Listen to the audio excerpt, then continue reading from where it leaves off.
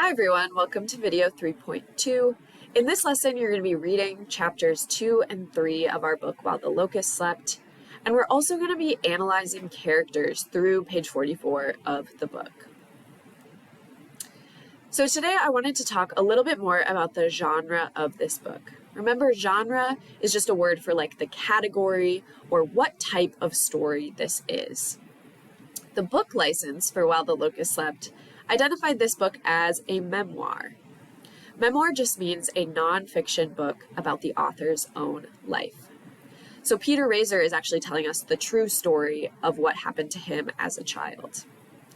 You might have also heard the term autobiography. That's really similar because it's also an author telling their own life story. But an autobiography is usually told like the entire life from birth until they're an older adult, whereas memoir usually focuses on one specific part of the author's life. So our book is focusing specifically on Peter Raiser's childhood. If we think about the books we've read so far in English 10, we read the play A Raisin in the Sun, which, remember, this was a fictional story. There were parts of it that felt realistic, but it wasn't the author telling us a true story about her own life, and so this was not an example of memoir. On the other hand, we read a short story called Simple Recipes. Remember, this was about the dad teaching the daughter how to make rice. And this was an example of memoir because it was actually a true story about the author, Madeleine Thien's childhood. So now I want to talk about a word called characterization. When you start a new book or you're reading a new story, you start off knowing nothing about the different characters or people that are involved. We learn about the characters through characterization. So this just means the way that characters are described or represented. This can be through a direct description of how the character is, or we can learn about the character through their actions and things that they say. So if we think about this story, Simple Recipes, about the father teaching the daughter how to make rice, at the beginning of the story, the father is characterized as an amazing chef. He's patient, he's kind, and the daughter really looks up to him, right? So we see that in this quote that says, "My father, the magician, unveiled plate after plate." So this shows us that the father is represented as this wise and talented chef. As the story goes on, though, the father's characterization changes, and we see that he's becoming angry and even violent towards the brother. So we see that in this quote, "My father slams his chopsticks down on the table." This shows us that he's becoming mad and that he's going to lash out at the brother. So characterization is really important for us to notice how characters are being described. Another way we can think about characters and understand characters in a story is by looking at protagonists and antagonists. Protagonist is the main character in the story. It's the person that we're rooting for.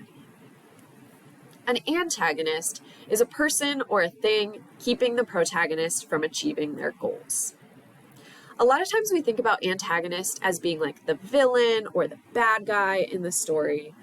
And this is sometimes true. Sometimes it is a bad guy. But an antagonist can also be just a thing, like not even a human being, but a thing that is standing in the way of the protagonist getting what they want. If we think about the play A Raisin in the Sun, Willie Harris was definitely an antagonist. Remember, he was the character that stole all of the money and ran off with the money Walter gave him. But we can also think about Walter himself as an antagonist, because even though he's trying to make his family's life better, he ends up making it more challenging for them. And finally, we can also think about things like poverty and racism as keeping the younger family from achieving their goals and living a good life. So let's think about the book we're reading, While the Locust Slept. Our protagonist is Peter Raiser himself. He's our main character. He is the one we're rooting for.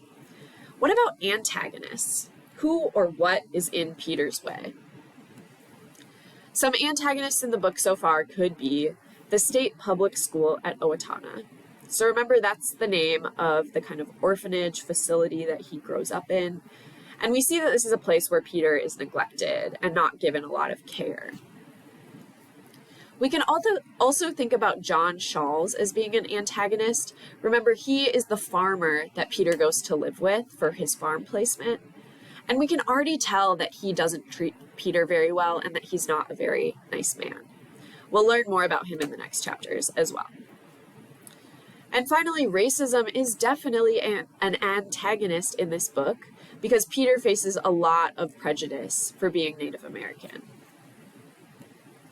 As we keep reading, we're going to want to watch out for how Peter, his antagonists, and other people in the book are characterized. And some important aspects to keep an eye out for when we're analyzing characters is their physical description, what the character says, what the character does, and what other people say about them. So keep these things in mind as you read, and I really hope you enjoy chapters 2 and 3.